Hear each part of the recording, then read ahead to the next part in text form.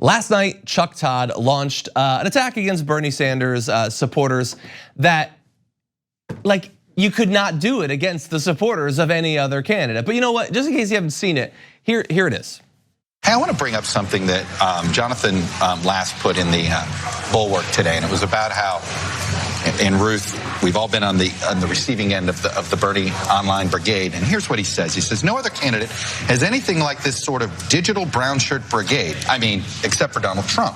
The question no one is asking is this: what if you can't win the presidency without an online mob? What if we now live in a world where having a bullying, aggro social media army running around, popping anyone who sticks their head up is either an important ingredient for or a critical marker of success? Wow. Okay, that's I know everybody's freaking out about this, but you saw the MAGA rally that's preparing around here. There are people coming from 3 or 4 states on that. That's real, and you know, this is like burning. That is a really depressing sentence that you just read. Yeah, I agree with her. That was a really depressing is not the biggest issue. I would say insane is up there, like deeply offensive, anti-Semitic, I would probably throw up there too. So this author, Jonathan Last, writes this article where the supporters of a Jewish American presidential candidate who himself lost family members in the Holocaust, those supporters are Nazis. They're a militia that got Nazis into power. That's how we're going to compare. And the thing is, I know some Chuck Todd defenders might say, well, Chuck Todd's not saying it, it's Jonathan Last that's saying it. Noted and dismissed, because first of all, he chose to take that Jonathan Last article and talk about it. Never once did he disagree with Jonathan Last about that characterization. He never even gave like sort of a sort of wishy-washy, well, you know, I don't like the terminology, it's a bit extremist, but maybe there's something there. He just cited it and then moved on. And then at the end, he chose to compare Trump rallies to Bernie Sanders rallies and said that they're the same. Yes, there's a lot of people at both. It's possible that there are more substantive differences between those if someone who's an actual journalist cared to find out, maybe talk to them, maybe try to understand the movement a little bit. Chuck Todd has no interest in that. He just smeared the front runners' supporters as Nazi instigators.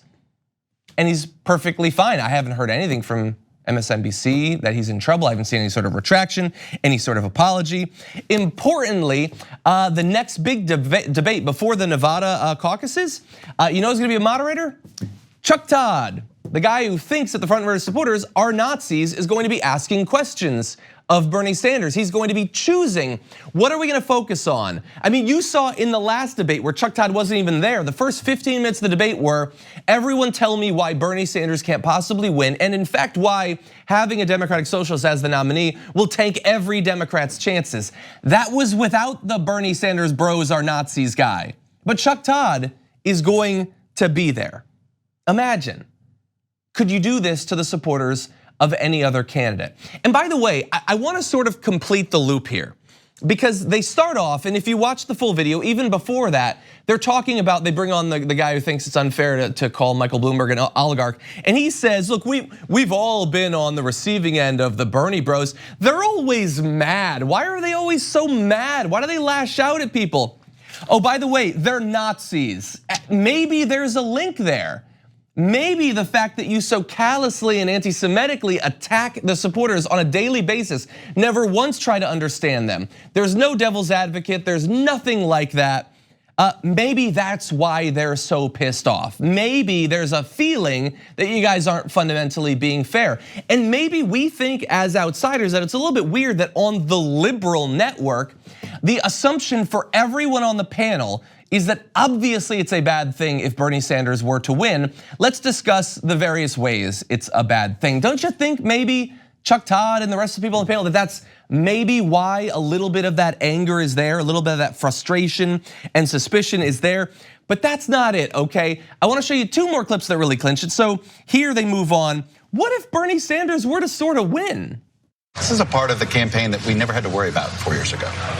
Yeah, and I think the question becomes, what if we get to the convention and Bernie Sanders does not have anywhere near a majority, but he has a plurality. He has 35, 37% of the delegates, and he goes to the convention and says, I won more primaries than anyone else. I have more delegates than anyone else. I dare you to deny me the nomination. That's exactly what I was talking about. Right. You don't have superdelegates anymore. I mean, on the first ballot. Rules, at least on the first ballot, you don't have the members of Congress who would be the elders. I mean, that was exactly the reform that the Bernie Sanders people demanded. So do you get what just happened there? Like, I can't speak for the journalist necessarily. He's sort of describing a situation that could come about. But was that Andrea Mitchell and Chuck Todd? Instantly, the assumption is, and thus, how would they stop him? Obviously, they have to stop him. It would be a disaster if they didn't stop him, but how would they? I mean, they don't have the superdelegates. So Chuck Todd jumps in and says, no, just on the first vote. They're still there. And then she says, well, we don't have the elders in the room. Just assuming that we should have elders in the room to correct the situation. This horrible, unthinkable situation that would come about if Bernie Sanders received the most votes. And so again, maybe you should try to understand a bit of why we're so frustrated that the assumption of every one of the responsible newsy people on that panel is, of course it's a bad thing if he were to win. But they don't get it. Even when they go to comical lengths to disregard Bernie Sanders. Look, the video quality in this is gonna be absolute dog stuff, but take a look at this. The real thing that I'm looking for tonight is, of course, that key third place finish, which we were just talking about there in the break. Amy Klobuchar, the momentum is on her side. This would be a huge, huge victory for Amy. In fact, I would almost argue that a third place finish for Amy would be stronger and more important than a first place finish for Bernie. Okay, you're arguing that. Why would you argue that? That's crazy. Now that's a different show on MSNBC, but what you just saw there was, and they literally, so first she sketches out how getting third place for Amy Klobuchar is more important than that stupid first place, who cares about that? Third place is where it's at. But then she literally says it's more important. You remember all that talk you've heard earlier in this season, and indeed in every Democratic primary, is there's 2 tickets, maybe 3 out of Iowa, but no one has ever won who didn't win those states. Now, we are miles away from that. Now, third place is actually where you wanna be. First place, second place, that's where losers dwell, okay? Third place is the best. You wanna be Amy Klobuchar. You wanna get third in New Hampshire, have no map in sight after that. No strategy, no money to get a strategy going on. She's got nothing in plans for Nevada, South Carolina, no chance on Super Tuesday. But no, that's the important thing. Let's not even talk about who's in first. First, what are we, primitives? What are we, savages to talk about first? It's absurd the lengths that they go to disregard him. And then when they choose to focus on him, you sort of pine for the times when they disregarded him, because at least then they're not calling his supporters Nazis. That's the rock and the hard place that the liberal news network puts us in.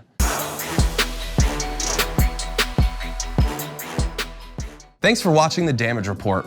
What if you could protect yourself on the internet for the price of a cup of coffee a month? Well, if you head to nordvpn.com/TYT, you'll be able to connect up to 6 devices to NordVPN's military-grade encryption for $349 a month. If you go now, they'll even throw in a month for free. Go now.